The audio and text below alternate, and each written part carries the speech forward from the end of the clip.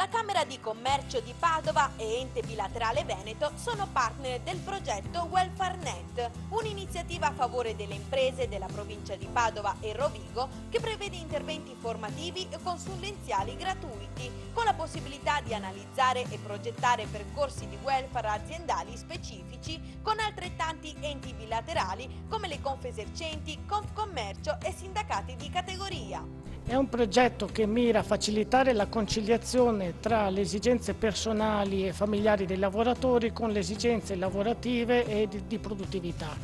Mira a mettere in rete tutti gli enti e i soggetti che a vario titolo, sia pubblici che privati, erogano servizi di welfare, quindi dagli asili nido alle cooperative per i servizi che facilitano, che accorciano i tempi di vita e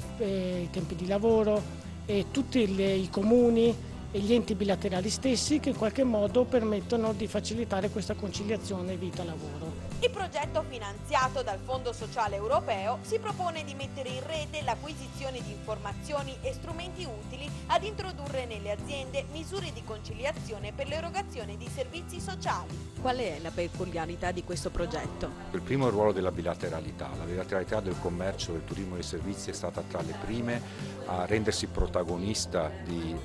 nella concretizzazione di misure di welfare contrattuale a favore dei dipendenti e a favore delle aziende.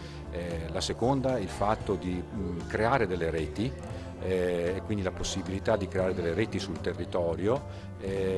concrete che riescano a mettere in sinergia sia il welfare contrattuale ma anche con il welfare territoriale, quindi quello offerto proprio dagli enti pubblici territoriali, con il welfare anche aziendale. A conferma di questi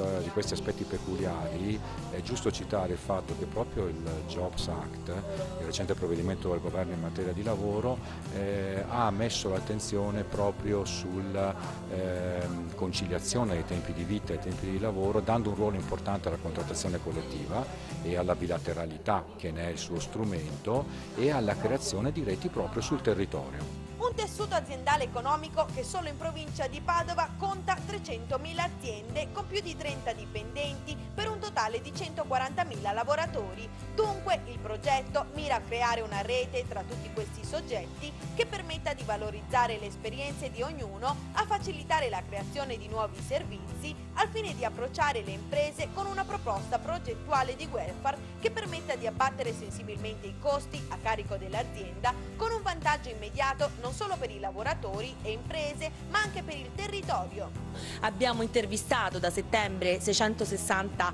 lavoratori. C'è un'esigenza molto forte avvertita in termini di conciliazione vita-lavoro, visto che il 95% degli intervistati ha risposto di sentire fortemente la necessità di avere una maggiore attenzione al tema, e uno degli aspetti su cui i lavoratori vorrebbero che maggiormente si incidesse è quello della flessibilità oraria ed organizzativa.